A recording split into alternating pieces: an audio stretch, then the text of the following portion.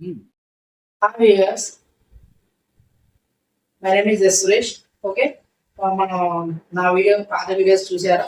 అలాగే ఈ వీడియో నచ్చినట్టయితే లైక్ చేయండి, షేర్ చేయండి అండ్ సబ్స్క్రైబ్ చేయండి. టుడేస్ టాపిక్ ఎస్ బ్లాక్ లో మనం థర్డ్ పార్ట్ తెలుసుకుందాం. ఈ దీంట్లో ఏంటంటే మనం ఇంతకుముందు వాటి యొక్క ఎస్ బ్లాక్ లో ఏమేమి ఎలిమెంట్స్ ఉంటాయి అండ్ కాన్ఫిగరేషన్స్ అండ్ రియాక్షన్స్ చేస్తే మనకి హైడ్రోజన్ ఏర్పడడం, హైడ్రోజన్ తేమ ఏర్పడడం వల్ల ఎర్రగా మండే స్వభావం ఉంటుంది. అండ్ దాని ఎలిమెంట్స్ ని ఫస్ట్ ఇయర్ గ్రూప్ ఎలిమెంట్స్ ని తేమ తగిన ప్రదేశంలో నిల్వ ఉంచుతారు. ఎగ్జాంపుల్ కిరోసిన్ లో నిల్వ ఉంచుతారు. అండ్ టుడేస్ టాపిక్ ఏంటంటే ఈ ఎస్ బ్లాక్ మూలకాలు అయనీకరణ శక్తి ఉత్పత్తి నోస్తున్నాలు అయనీకరణ ఎంథాల్పీ ఉత్పత్తి నోస్తున్నాలు పైనుంచి క్రిందికి వచ్చే కొద్ది క్రమంగా తగ్గుతుంది. పైనుంచి క్రిందికి వచ్చే కొద్ది క్రమంగా తగ్గుతుంది. అండ్ వాటి యొక్క ఆక్సీకరణ స్వభావం అనేది ఆక్సీకరణ చెందే స్వభావం అనేది అనుకూలమైన పరిస్థితులు. ఆక్సీకరణ చెందేది అనుకూలమైన పరిస్థితులు. వాటి యొక్క హైడ్రేషన్ ఎంథాల్పీ అనేది క్రమంగా తగ్గుతూ అయనీకరణ వ్యాసార్థానికి విలోమానుపాతములు మారుతూ ఉంటుంది. ఏంటండి, పైనుంచి క్రిందికి ఈ ఎస్ బ్లాక్ మూలకాల యొక్క ఉత్పతనోష్ణము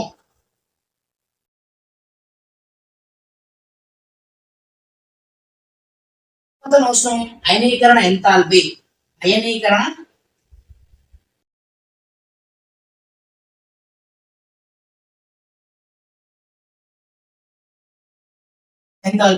ఈ ఎస్ బ్లాక్ మూలకాల్లోని ఫస్ట్ గ్రూప్ ఎలిమెంట్స్ ఉత్పతనోష్ణము అయనీకరణ ఎంథాల్పీ పైనుంచి క్రిందికి వచ్చే కొలది ఏమవుతుంది, క్రమంగా తగ్గుతుంది.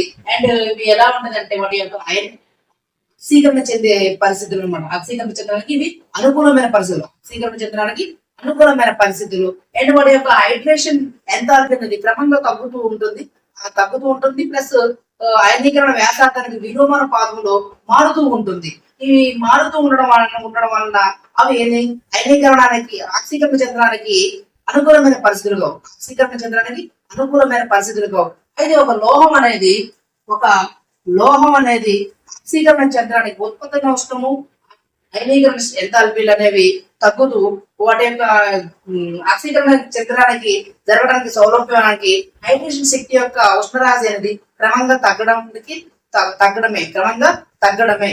ఓకే, దీని వల్ల ఏమవుతుంది, క్షారలోహాల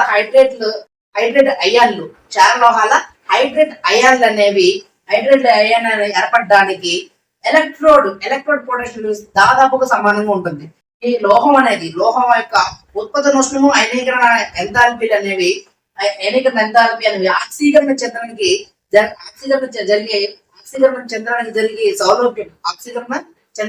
సౌలభ్యం అనేది క్షారలోహ హైడ్రేట్లు ఏర్పడడానికి అనుకూలమైన పరిస్థితులు ఏంటంటే వాటి యొక్క ఎలక్ట్రోడ్ పొటెన్షియల్ అనేవి కూడా దాదాపు సమానంగా ఉండేది. దీని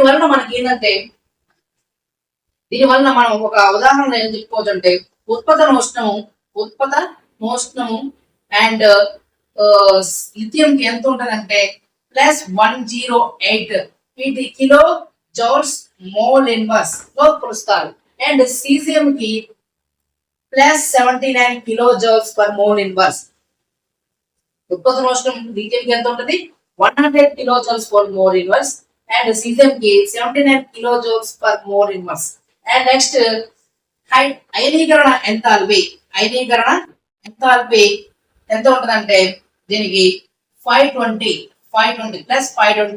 దీనికి 376. అండ్ హైడ్రేషన్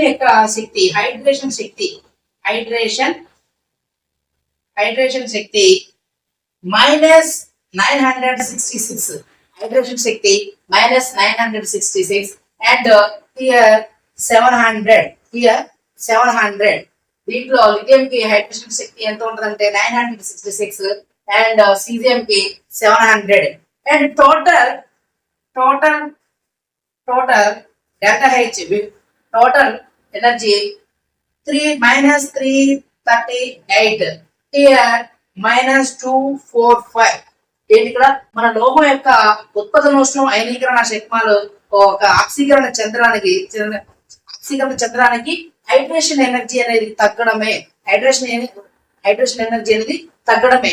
ఓకే, ఇలా క్షారలోహ హైడ్రేట్లు అనేవి ఎలక్ట్రోడ్ పొటెన్షియల్ దాదాపుగా సమానమే. క్షారలోహ హైడ్రేట్లు ఏర్పడడానికి ఎలక్ట్రోడ్ పొటెన్షియల్ అనేది దాదాపుగా సమానంగా ఉండడమే.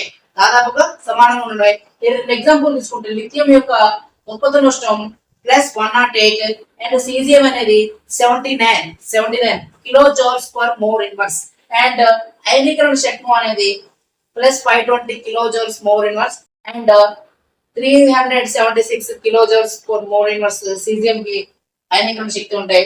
హైడ్రేషన్ ఎనర్జీ అనేది -966 అండ్ సీజియం అనేది -700 ఎనర్జీ ఉంటుంది హైడ్రేషన్ ఎనర్జీ. దీని టోటల్ ఎనర్జీ డేటా హెచ్ మొత్తం టోటల్ ఎనర్జీ చేస్తే మనకి -333 kilo joules per mole inverse and -245 kilo joules mole inverse గా మనకి టోటల్ ఎనర్జీ డెల్టా హెచ్ అనేది వస్తుంది అనమాట. ఓకే, నెక్స్ట్ సాంద్రత. ఈ ఫస్ట్ ఇయర్ గ్రూప్ ఎలిమెంట్స్ క్షారలోహాలకి సాంద్రత అనేది చాలా స్వల్పంగా ఉంటుంది ఈ ఫస్ట్ ఇయర్ గ్రూప్ లో. అండ్ క్షారలోహాల్లో ఎలా ఉంటుంది? క్షారలోహాల్లో మనకి ఘనపరిమాణం అనేది చాలా పరిమాణం పెరిగే కొద్దీ సాంద్రత కూడా తక్కువగా ఉంటుంది. ఘనపరిమాణం పెరిగే కొద్దీ సాంద్రత అనేది తక్కువగా ఉంటుంది. నెక్స్ట్ వీటి యొక్క లిథియం నుంచి సీజియం కు పరమాణు భారం పెరుగుతుంది అండ్ సాంద్రత లిథియం నుంచి సీజియం కు పరమాణు భారం పెరుగుతుంది అండ్ సాంద్రత కూడా పెరుగుతుంది. లిథియం నుంచి సీజియం పరమాణు భారం పెరిగినట్లయితే సాంద్రత కూడా పెరుగుతుంది. నెక్స్ట్ ఇక్కడ క్షారలోహాలను పరిశీలించినట్లయితే 2 ఎలిమెంట్స్ సోడియం అండ్ పొటాషియం అనేది భిన్న ప్రవృత్తిని కల్పిస్తుంది. అవి పొటాషియం కంటే సోడియం సాంద్రత అనేది ఎక్కువగా ఉంటుంది. పొటాషియం సాంద్రత 0.87, సోడియం సాంద్రత 0.97. పొటాషియం సాంద్రత ఎంత ఉంది? 0.87, సోడియం సాంద్రత 0.97. పొటాషియం సాంద్రత కంటే సోడియం సాంద్రత పెంచుగా ఉంటుంది. దీనికి కారణం ఏంటంటే సోడియం యొక్క ఎలక్ట్రాన్ విన్యాసం 1s2 2s2 2p6 3s1. Sodium యొక్క ఎలక్ట్రాన్ విన్యాసం 1s2 2s2 2p6 3s1. Sodium యొక్క ఎలక్ట్రాన్ విన్యాసం 1s2 2s2 2p6 3s1. ఓకేనా? దీనిలో 3d ఆర్బిటాల్ అనేవి ఉండవు.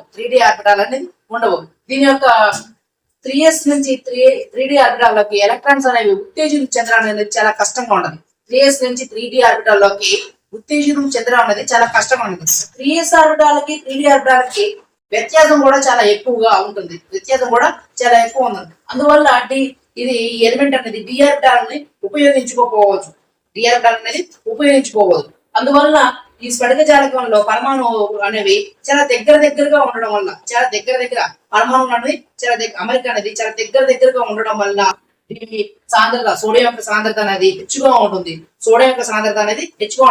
సోడియం యొక్క electron 1s2 2s2 2p6 3s1 అయితే దీనిలో డి ఆర్బిటాల్ అనేవి ఉండవు. అండ్ నెక్స్ట్ ఏంటంటే 3s అండ్ 3d ఆర్బిటాల్ అనేది 3s లో ఉన్న ఎలక్ట్రాన్ 3d ఆర్బిటాల్కి ఉత్తేజం చెందడం చాలా కష్టం. అందువల్ల 3s కి 3d ఆర్బిటాల్కి వ్యత్యాసం కూడా చాలా కష్టంగా ఉంటుంది.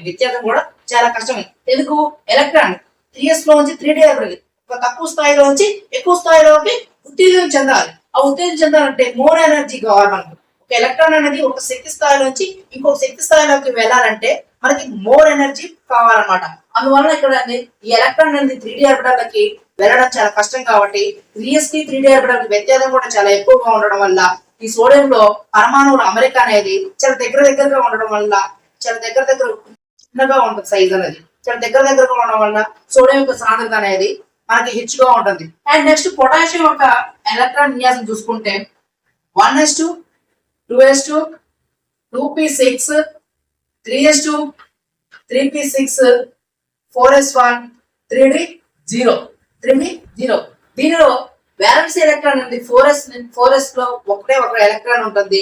అండ్ 3d లో ఖాళీ ఆర్బిటాల్స్ ఉంటాయి. 3d లో పూర్తిగా ఖాళీ ఆర్బిటాల్స్ ఉంటాయి. 4s లో ఎన్ని ఎలక్ట్రాన్స్ ఉంటాయి? ఓన్లీ 1 ఎలక్ట్రాన్ ఉంది. 3d లో పూర్తిగా ఖాళీ ఆర్బిటాల్స్ ఉంటాయి.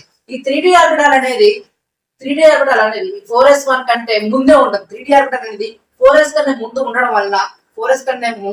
ఉండడం వల్ల పొటాషియం యొక్క పరమాణు సైజ్ అనేది పెరుగుతుంది. అందువలన దీని యొక్క సాంద్రత అనేది కూడా తగ్గుతుంది.